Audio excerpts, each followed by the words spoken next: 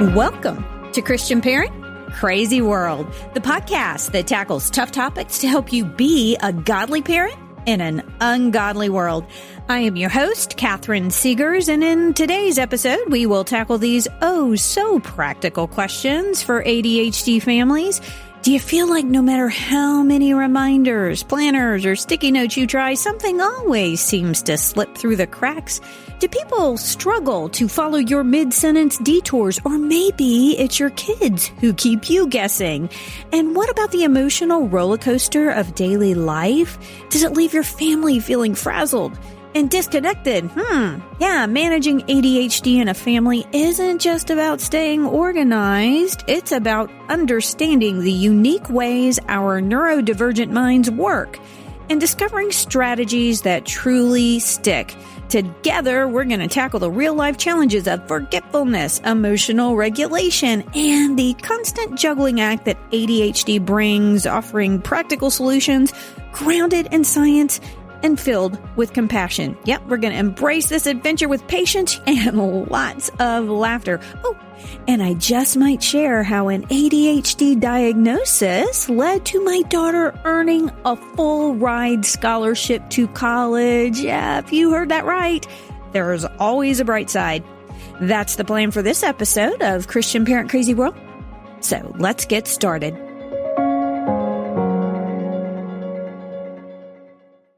Christian parents, what college will prepare your student to compete with the best while encouraging them to love their country and grow in their walk with Christ? Patrick Henry College. Located in Northern Virginia, Patrick Henry College is the place for high-achieving, conservative Christian students. Already a top pre-law college, PHC has another one-of-a-kind program, Economics and Business Analytics. EBA takes your business-minded STEM student and produces a graduate capable of servant leadership at the highest levels. Find out more at phc.edu/EBA.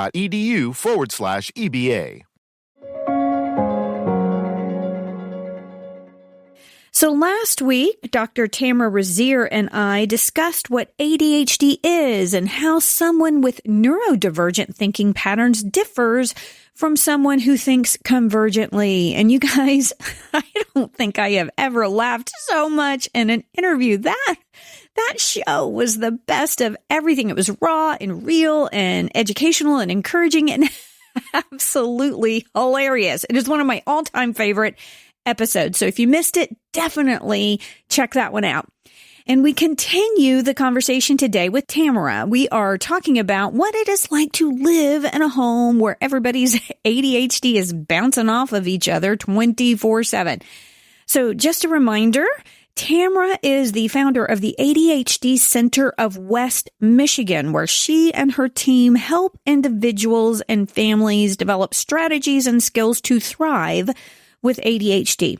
She's also the president of the ADHD Coaches Organization and the author of two incredible books, Your Brain's Not Broken, Strategies for Navigating Your Emotions in Life with ADHD, which was recognized by the New York Times as one of 6 phenomenal books for adults with ADHD, and her newest release, You, Me, and Our ADHD Family, Practical Steps to Cultivate Healthy Relationships, written to support families like yours and mine.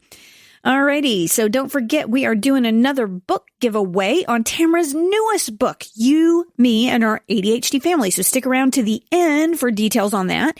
And I've included a little behind-the-scenes footage at the end of my heartfelt conversation with Tamara. It was part of our personal conversation. It's raw and vulnerable, but deeply encouraging to me, and I hope it will be to you as well. So stick around after the interview for that. And for everyone out there who feels like they are drowning in the sea of ADHD, I've added a little pep talk just for you. With that said, let's jump right in. Welcome back to Christian Parent Crazy World, Tamara. It's so great to have you back. Oh, it's great to be here. Thanks for having me back. I appreciate it. Oh, it's an honor. You know, in the last episode, you gave us a wealth of information on what ADHD is and how it operates. And then you gave those of us who are dealing with ADHD on a daily basis such a big and much needed pep talk, especially spiritually. I so appreciated that. That was awesome because it's hard for us to focus on all the things that we have to in the course of our day. But some of the cool things that may happen with ADHD, like being able to hyper focus, that's what we're going to talk about today. I know that I have that ability, and some of my kids have that ability as well. And we can end up looking like geniuses on occasion when we can actually find our keys and figure out how to get out of the house, right? Exactly. I mean, that's at least how I roll. But so in this episode, I want to talk about the unique challenges that ADHD brings into our family. And we're going to really focus in on the content of your new book, You, Me, and Our ADHD Family, Practical Steps to Cultivate Healthy Relationships. And stick around. We're going to have another book giveaway with this one, with your latest book. I'll tell the details at the end of the show. But let's talk about ADHD. It runs in families, doesn't it? Yes, it does. And you've shared with me that it runs in your family. Yes, it definitely does. Can you tell me the story of your family?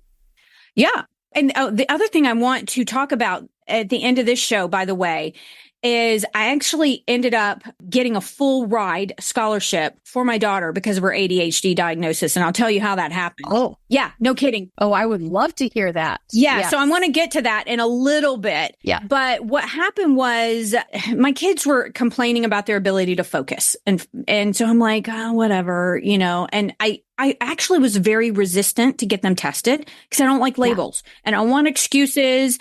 And I have personally battled anxiety and depression in my life. And part of my problem with overcoming and getting to a place of overcoming that was the fact that I saw myself as damaged. And that's kind of what you talk about in your first book, Your Brain's Not Broken, because you see yourself, well, I have ADHD, so I can't possibly excel in this way. And I didn't want to give my kids a reason to think less of themselves. And I didn't want to give my kids an excuse. Yeah. But then I began to realize, okay, this is something we're really dealing with. I think I can remember with my oldest, when she was in 8th grade, I get a call. She was taking a standardized test. We were homeschooling. She was taking a standardized test. And the tutor calls me and she's like, hey, Catherine, I need you to come and get your daughter out of the bathroom because we were doing the math section and she went to the bathroom and she won't come out.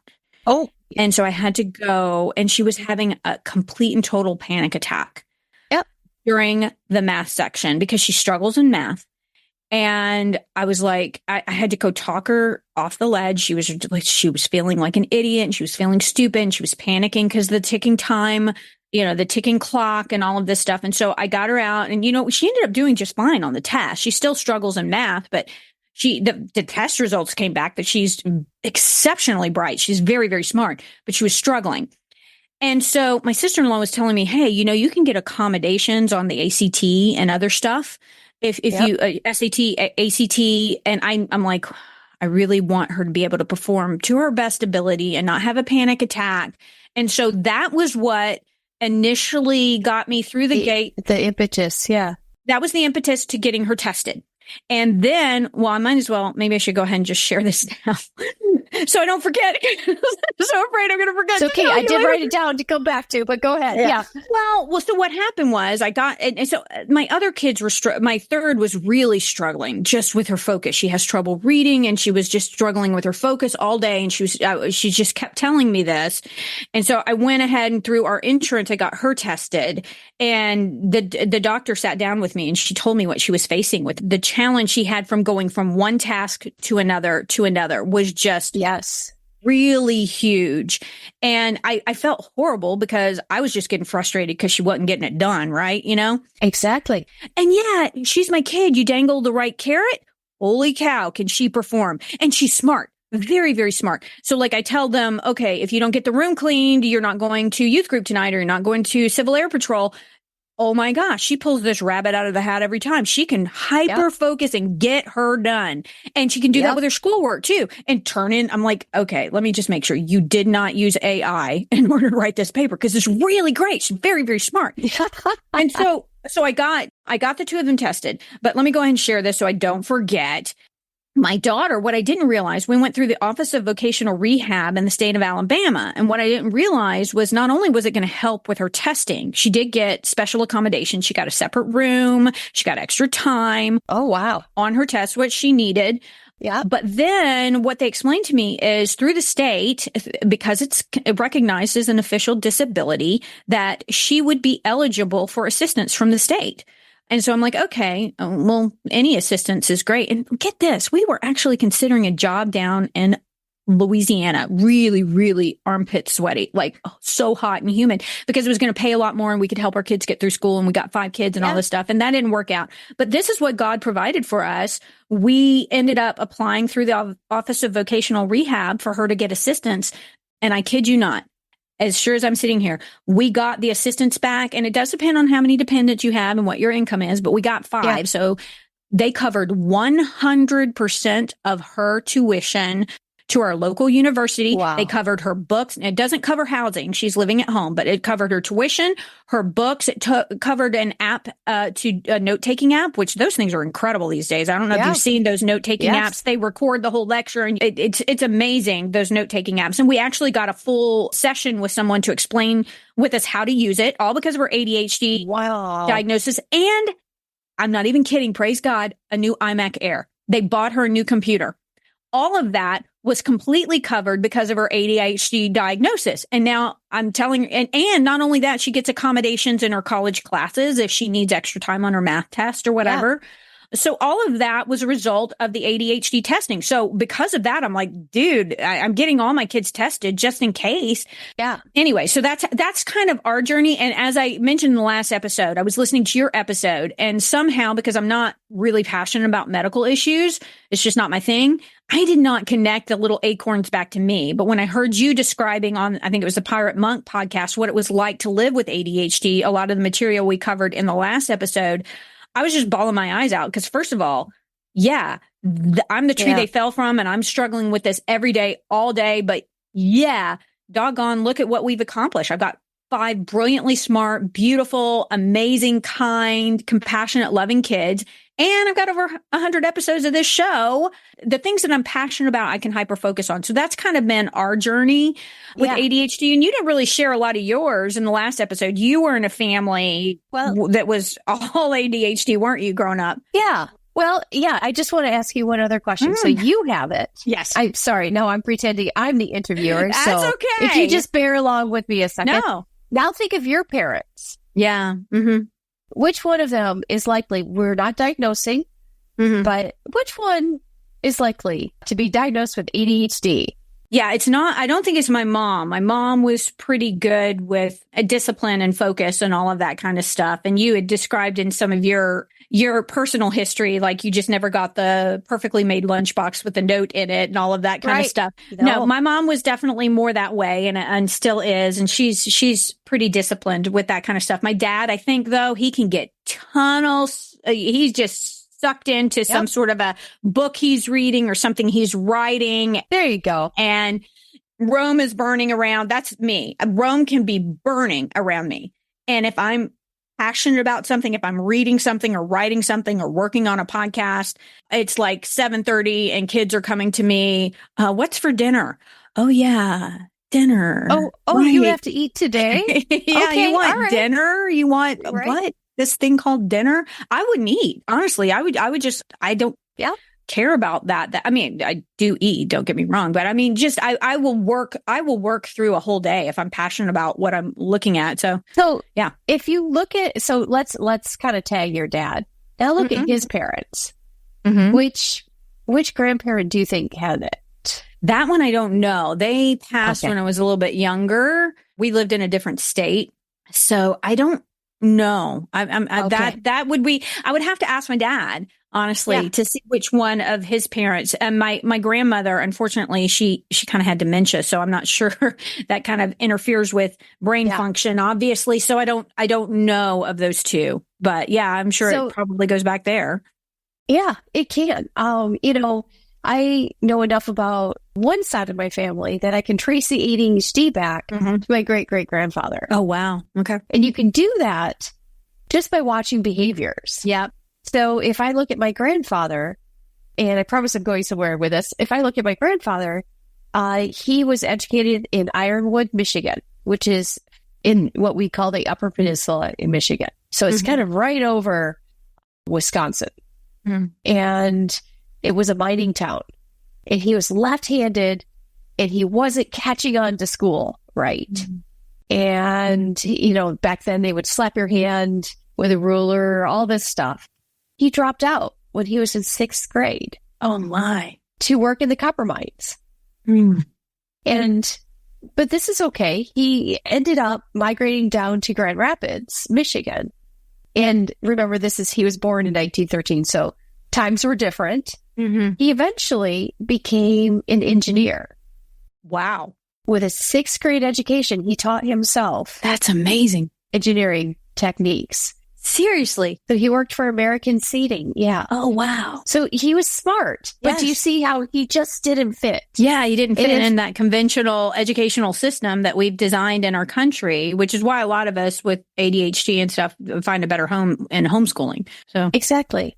So, and the reason I'm saying this is, ADHD is, if ADHD is in your family, it's part of your family's history. And so instead of looking at this as this new phenomenon, it's not. It's really not. ADHD has been with us.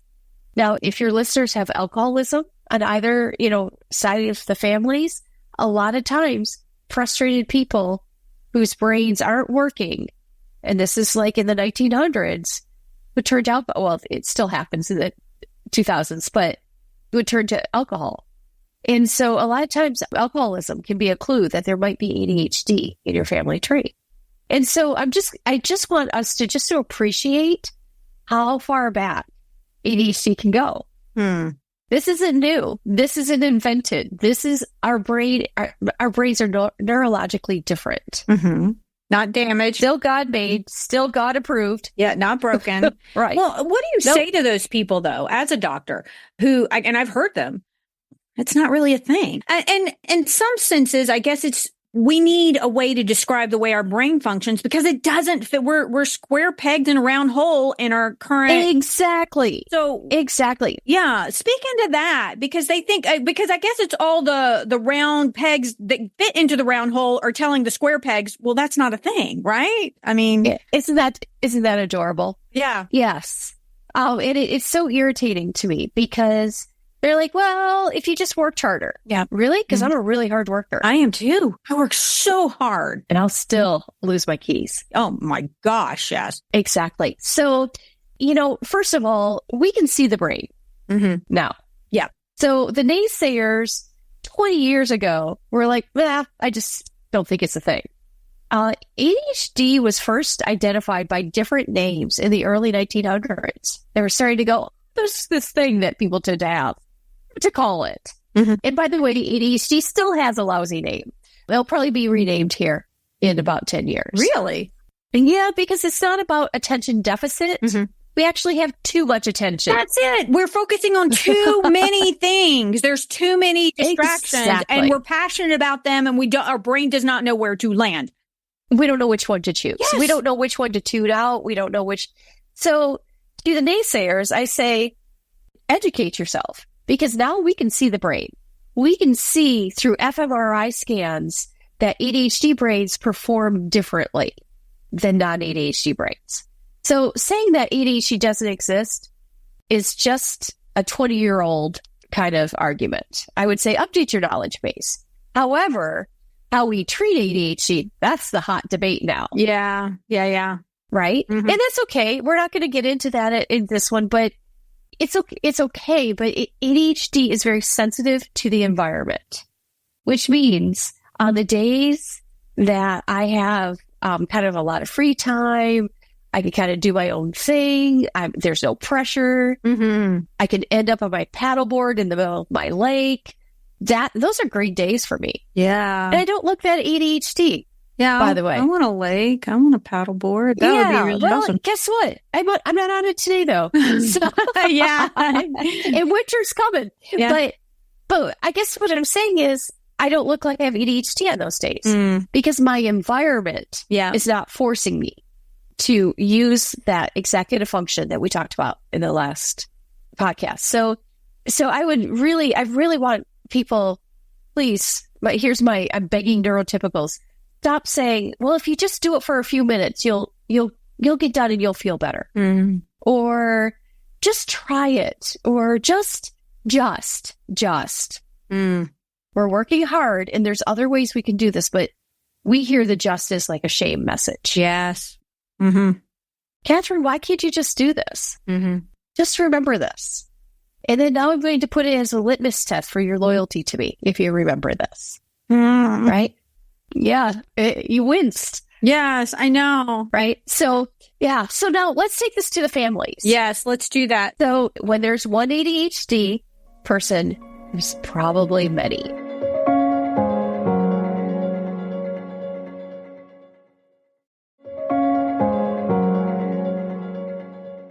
So let me just add this in here. The statistics show that it's like 70 to 80% of dads who have it will pass it on, and then 60 to 70% of moms. And that results in a population of ADHD that's somewhere, I saw it said 7%. Is that accurate, or is it higher than that? Yeah, we suspect it might be higher. Yeah. We just really can't get an accurate number. Okay. Because there's so many undiagnosed people. So I know that I tend to find them all. If I go to a party, I find them real easy. You know why? They're funny. They laugh more. And they're they're fascinating. Yeah. Because they know a lot about a lot of things. Right. Because I'm so interested in so many things. And then, like I was telling you, I have trouble pairing my podcast now because I want to keep talking because I find this fascinating. So how does this look? How does this function in the family, and what can we do to help us function better? I know that's the topic of your book. So let's get into some of those great details in there. Yeah. So something that people don't understand is really the number one kind of, in my mind, the hazard of ADHD isn't focus. Mm-hmm. It isn't short-term memory. It isn't even executive functions. I think the number one hazard is emotional regulation. In the previous podcast, we talked about the difference between the prefrontal cortex and the limbic center. Mm-hmm. When those of us with ADHD are motivating ourselves with emotions, and we have big emotions, that's a big problem when it comes to the family. Because now you have 5 kids, Mm-hmm. and 3 of them so far have ADHD. Yes. And you have ADHD. Mm-hmm. That's the majority of the people in your family with big emotions. Yeah. I was trying to figure that out because I'm looking at my older 3 kids, like my third, who definitely has a lot of the classic symptoms. She's pretty even keel. And I tend to have big emotions, definitely. And I can get kind of like really caught up in the minutia of things. And it does show up sometimes, but is that always the case with the emotional regulation, or? Most of the time. So, Okay. You said something earlier. You said, well, I struggled with anxiety and depression. Oh, totally. Yes. So yeah. And my oldest, she doesn't have big outbursts, but she definitely has issues, has had Exactly. anxiety. Okay. And so is so there, it may look. So do you see? Yeah. It looks different. Yeah. It doesn't look like an emotional blowout. Yeah. They're still using emotions. And I am really sorry that you were diagnosed with anxiety and depression and no one said, let's look at ADHD. No one ever said that. Because ever. ADHD was probably your drivers of anxiety and depression. Yeah. I mean, just from talking with you, I'm not diagnosing. Yeah. I want to be very clear on that. And you still could have generalized anxiety, but I doubt it. Because you know what women do? Women take all that emotional energy and use it as a fire for motivation. And it's called anxiety. And you called that dirty fuel. I loved that analogy because we're fueling it, but it's not clean fuel. It's not healthy fuel. It's doesn't dirty. Burn clean. Right. No. And we're finding ways to get it done, but the ways we're finding it to get it done, there's kind of probably a lot of collateral damage from that, is there not? Yeah. And guess on women, who's getting damaged? It's usually the woman herself. So here's the metaphor that I use in the new book. There's a swimming pool, and I want families to be able to see the swimming pool. So in the swimming pool holds all the big emotions in life. Big joy, big anger, big fear, whatever the emotion is. It holds the big emotions, okay, the intense emotions. And those of us with ADHD, we don't have a lifeguard on duty, meaning the executive function. Yeah. And we don't have a fence around our swimming pool. And so some days you and I are, we're just going to go to the grocery store. We accidentally fall into our pool. And we could be falling into our pool because we weren't looking. We backed up. We backed into a cart. And that cart did this. And all of a sudden now we have big emotions about that. And now, metaphorically, we're flailing in our pool. What happens in the pool is we need to understand our proximity to those big emotions, our proximity to the pool. Now, you have 7 people in your family. Everyone has a relationship with that pool. And so here's sometimes what happens. Let's say brother falls in the pool and brother's like, I'm in the pool. And then he looks at sister and goes, she's standing pretty close, and yanks her in the pool too. And you're like, now he's hitting me. And then sometimes a sibling will go, well, if you guys are in the pool, and cannonballs right in the pool with them.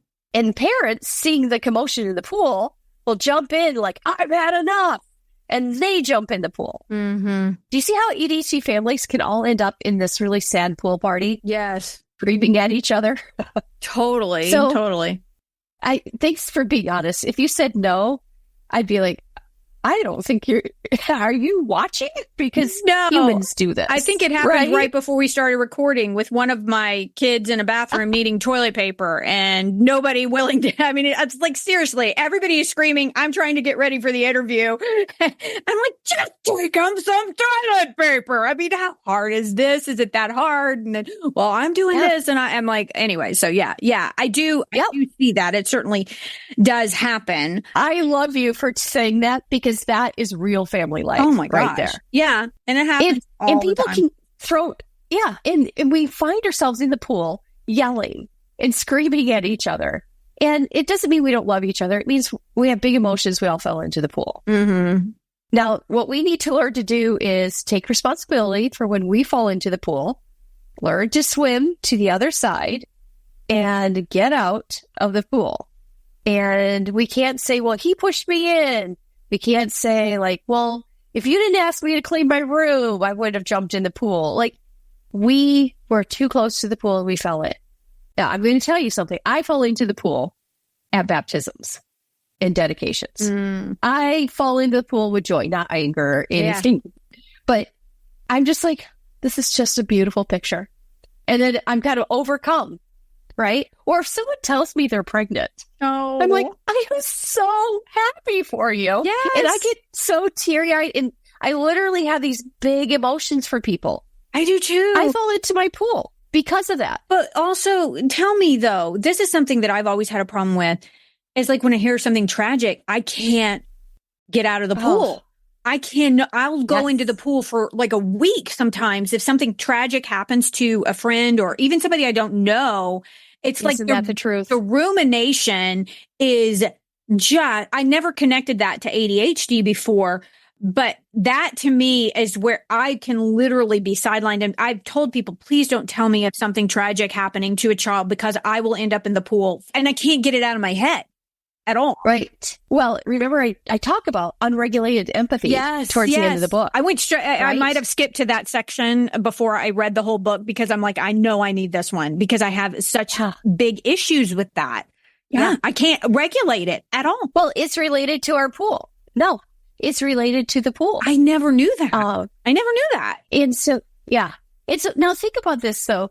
This is great for you to know. Yeah. But isn't it important for the whole family to understand we all have a relationship with this pool? Now, your husband doesn't sound like he has ADHD. Well, he does have some focus issues, but he's the guy that gets it done around the house. The poor guy. He's having to make up for the rest of us. He'll go work a 14-hour day and come home and, I guess I got to clean the kitchen. And I'm like, we suck. Oh my gosh. He's so great. So I don't know if he officially does. He's definitely able to complete tasks a lot better than the rest of us or most of us. Yeah. So yeah, maybe he doesn't have it. Yeah. So if he doesn't, let's just say he doesn't. Because if you can work a 14-hour day, a lot of ADHD people would be so tired after that day. Yeah. They can't move. So that's how I get. That's like at the end of the night, I need some major unwind time or I'm like, I have Well, to. we're exhausted. We are. It took a lot to run this brain of ours. I know. And there's a lot of monkeys and a lot of circuses going on in my brain.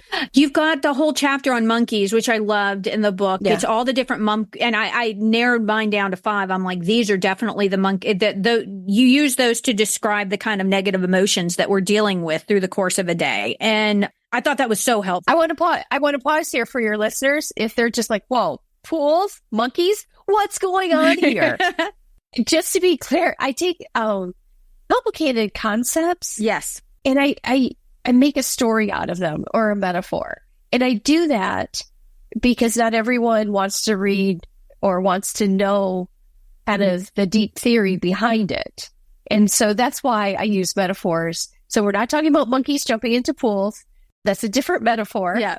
But I just want to clear it up for your listener in case they're like, what is going on here? But if you have ADHD, it probably made perfect sense to you. Yeah. For those of you who had ADHD, you're like, I never lost track. I was totally tracking with that. Makes complete I took the left turn at Albuquerque with you. Yes. I'm always making left turns. Always. Which is why I end up at the end of my episode sometimes and going, oh my gosh, why did they let me do this? But you do it because of this passion you have. I have such a passion for it, and I love it, and I'm passionate about the people I talk to. I know you're going to have to skedaddle out of here. You have another thing in just a few minutes. So this has been so helpful, like the toxic stew that we kind of find ourselves in these ADHD, these families where one or more individuals has ADHD. And one of the things, let me just add this in here that I thought was so helpful. You have a chapter 14. It's called Good Morning, Poison Squirrels. That was referring to an episode that somebody had listened to of a kid was listening to a show where they always said, good morning, boys and girls. And they thought they were saying poison squirrel. The communication quirks. That chapter was brilliant. That was so helpful. You go through 10 quirks that we always find ourselves having. And there were multiple times where I was like, hello, do this all the time. This is, and this is what I see sometimes in my podcasting, quite frankly. And I apologize to my listeners. I try to make it make sense. But sometimes it's like I said, I start and I start one sentence and then I get sidetracked in the middle of the sentence. And it just, I get that on some level, everybody does these things, but for those of us who struggle with this day in and day out, it's like, I know people who know me are constantly saying, you did it again. You should go back. Let's go back to what you were talking about. My brain skedaddled off to some other shiny object that was more interesting than the shiny object I was trying to tell you about. But I frustrated all of these people, either in my podcast audience or my family, who don't know what I'm talking about. So that was a particularly inspired chapter I thought was super, super helpful. I know. Oh, I'm so glad. Oh, no, so much of it is. I know you got to go, right? So let's. Hey, I'll come back anytime you ask. I will come back. You are so delightful to talk with. You are delightful too, Tamara. I want to give our listeners a copy of this book, You, Me, and Our ADHD Family. If this was a little scattered, well, that's just representative of the subject matter, is it not, that we're talking about? But it's You, Me, and Our ADHD Family, Practical Steps to Cultivate Healthy Relationships. What I'm going to do is I'm going to make a post on Instagram. If they follow me and they follow you on Instagram, then I will enter you as well. You can respond to my subscriber email that I sent out about this episode. And we will give out a copy. We'll rush a copy of your new book to our listeners. Why don't you give us just some closing, encouraging thoughts in our families of what of functioning with multiple people having ADHD, and then just let us know where they can find your book and more about you, Tamara. Yeah. So the first half of the book is really, it begins with you. And so I want to encourage your listener, don't just start going, yes, my husband, he's the one who has to fix it. We have to focus on him. No, focus on yourself and work on yourself. And so the first half of the book says, whether you have ADHD or not, understand these things about yourself. And then the second half of the book is called Welcome to the Rodeo. And I love that. That's where we get into asking people to kind of go, okay, now that you're taking responsibility for yourself, now that you are balanced and no one's going to push your buttons, here are some things to look out for. And I do talk about a little bit about my family of origin in this book. It's actually kind of painful to talk about because it was really not a great upbringing. And I had a grandmother who prayed for me, though. So I'm here today because of her, right? And she's incredibly wonderful. And she was my rock in this just chaotic sea, right? But you don't have to have come from a great family. You don't have to be, if you're a young adult listening and you're like, but I'm in a rotten family. It's okay. You can still find your place and you can still behave in a healthy way. And so even if your family's kind of nuts and there's no way to help them become emotionally healthy, you can do it first. And then you're going to really help them balance just by you being balanced. It's called co-regulation. Oh, I think I need some therapy sessions with you. I think this was a therapy session. Welcome to my own personal therapy session, moms and dads. Hey friends, Catherine here. Did you know that I have created some incredible free resources just for you? If you're a parent navigating challenges like anxiety, depression, or ADHD in your home, I've put together a scripture list tailored to those needs. But that's not all. I've created a topical scripture list to help you find God's word on issues like courage, kindness, guidance, humility, and protection so you can turn to the Bible for exactly what you need, exactly when you need it. Need prayers for your children who are struggling in their faith? I've got a scripture list for that too. Trying to grow your family? You will find powerful scriptures to pray for fertility and a safe pregnancy. These resources are completely free when you subscribe at catherinesegars.com. Plus, as a subscriber, you'll get my weekly newsletter packed with insider updates on my latest podcasts, articles, speaking engagements, and loads of encouragement to help you navigate this crazy world as a Christian parent. So what are you waiting for? Head over to catherinesegars.com and grab these free resources today. Now let's dive back into my conversation with Dr. Tamara Rosier. Oh, you are fantastic. You are just fantastic. You are awesome. And I think that's why listeners love you so much, that you're authentic. I am real. And by the way, I think this is an ADHD gift. Yeah. We're real because it takes too much energy to be fake. I know. And so we're authentic because that's who we are. Yeah. And so I think you do a great job being authentic and loving. And I know that your listeners pick up on that. That is so kind. And in the break, by the way, you told me that you went and listened to some of my episodes and you could tell I have ADHD from my episodes. But you also said that you like to go on podcasts where the host has ADHD because you know it's going to be a fun, lively, exciting episode that may go many different places that are unexpected. And yet we always arrive at some place that's really valuable. I know this was so helpful for me, and your books have been so helpful. I've been recommending them to everyone I know. That's so kind. And so I really appreciate this. So did you tell us where they can get the book and where to find out more about you?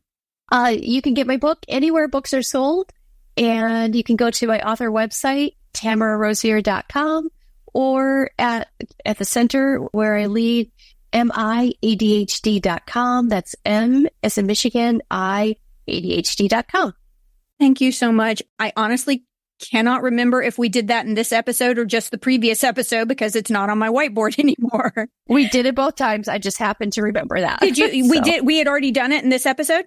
We had? No, not in this episode. Okay, good. No. Good. Okay. Because we talked about, I think it was in the last episode, we talked about the whiteboard. And for those of us with ADHD, our whiteboards are smaller. And so that flipped off my whiteboard, whether or not you said it in this one. Yeah. So, great. So we got your information there, and I'm going to link all of that in the show notes. And so thank you so much, Tamara. I know that this is an obstacle, but like I said at the end of the last episode, God is strong in our weaknesses. God is made strong. And one thing I would encourage my listeners to really consider, some of us have this incredible ability to hyperfocus, and these divergent thinking qualities that we talked about they are really a blessing to the world and to our families and to those around us. So thank God for that. And I need to get you on to your next interview. I know as you just released this book, so I know you've got probably a long list of interviews you have, but thank you again, Tamara. And I would love to have you back sometime or at least get another session to do. Oh, anytime. You are complete joy. I love talking with you. So anytime. So I have a few final thoughts on this topic that consumes so much of my life. So yeah, moms and dads, let's just be real. Okay. Those of us with neurodivergent brains often feel like we're constantly fighting with our brains. Case in point, I easily spend about 15 to 20 minutes of every day just hunting for my phone. And if you add my purse into the mix, just forget about it, okay? Honestly, I am convinced that my tombstone is going to read, "Here lies Catherine, still looking for her phone." And get this, you guys. Last year, I taught a class at my kids' homeschool co-op for an entire semester. 12 weeks I spent with a half a dozen kids, 2 hours every week. And despite trying so hard to remember the names of the kids in my class, at the end of the semester, I still only knew one kid's name. And you know why I knew her name? Yeah, you guessed it, because I birthed her. And half the time I call her Segars number 3. No matter how hard I tried, their names kept getting erased from my tiny little working memory whiteboard. It is so frustrating. I seriously do not know how I do this podcast sometimes. Those of you who battle with divergent thinking and small whiteboards know all too well what I'm talking about. Can I get an amen? But I want to share with you some of the bright side of my journey with ADHD.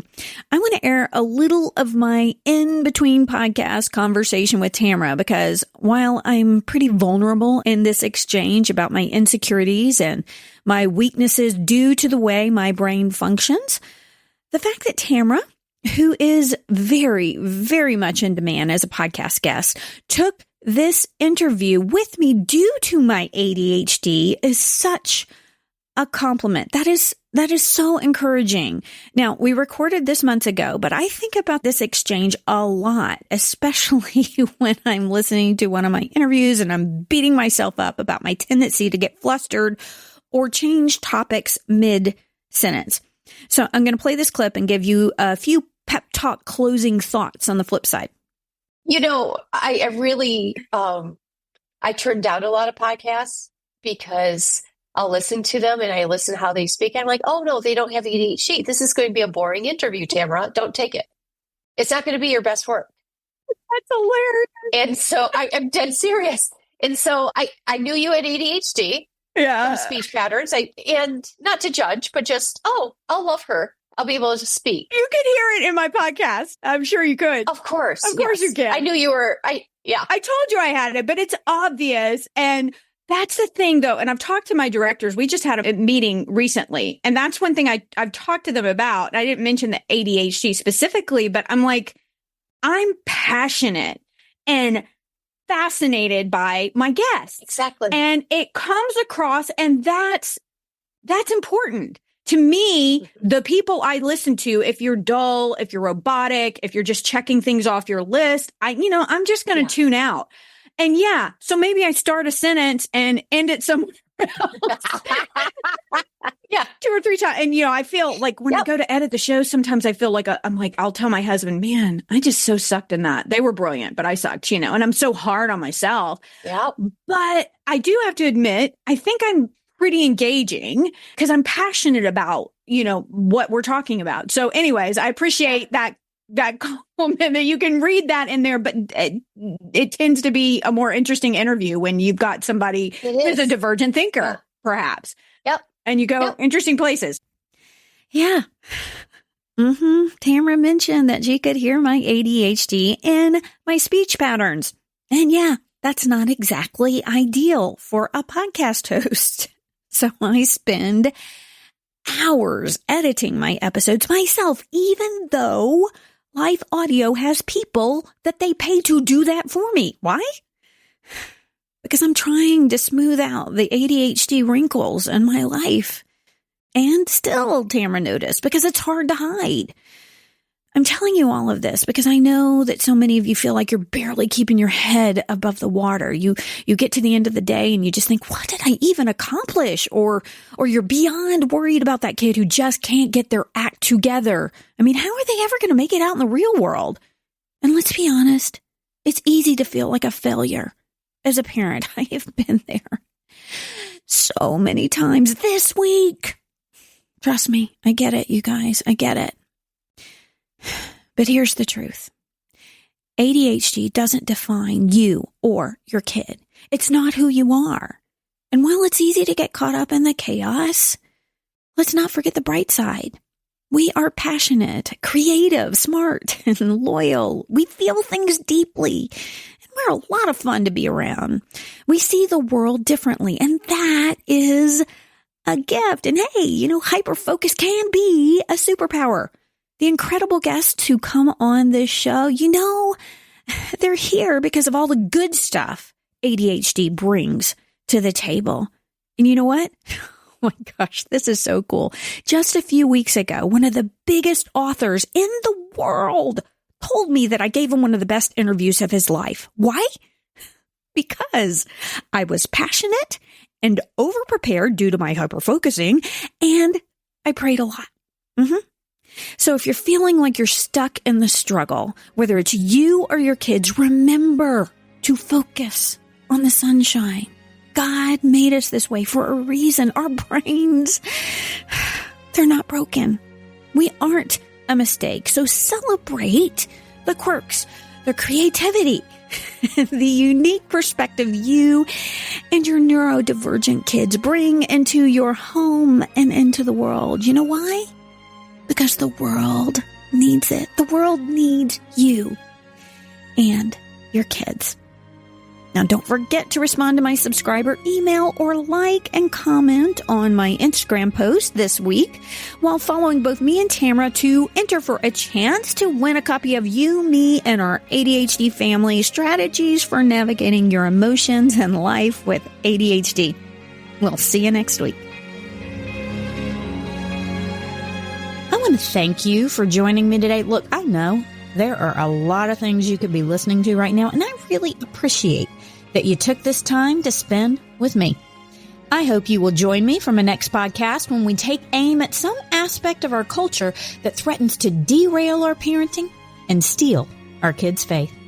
If you enjoyed this episode of Christian Parent Crazy World, would you consider telling a friend and sharing it on social media and giving it a good review over on Apple Podcasts and Spotify and following me on Facebook and Instagram? Oh, and maybe you could say that Christian Parent Crazy World is the best podcast you've ever heard in your entire life. Just a thought. And be sure to check out my website, which is CatherineSegars.com. That's Catherine with a C. I have lots of articles and resources there that will help you on your parenting journey. And if you subscribe, I will be sure to send you some really cool free stuff and notify you of future podcasts, articles, and blogs. I want to end this and every episode with a word of encouragement. God gave you your kids, your specific kids, for a reason. That's because you hold the key to unlocking who God created them to be. We'll see you next time.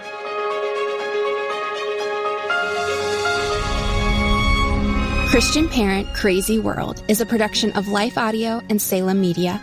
If you liked what you heard today, please take a second to rate and review this podcast in your favorite podcast app so that more listeners like you can find the show.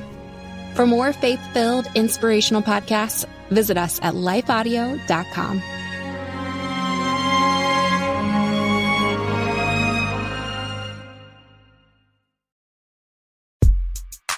What happens when a writer and former history teacher goes toe-to-toe with his best friend, a nationally touring stand-up comedian? Total carnage, that's what. 2 men enter, and 2 men leave because That's how it works. Actually, you get hilarious, real, and insightful conversations about life, history, culture, faith, and everything in between. Join me, comedian Johnny W., and my pal, author and speaker John Driver for Talk About That at lifeaudio.com or wherever you get your podcasts.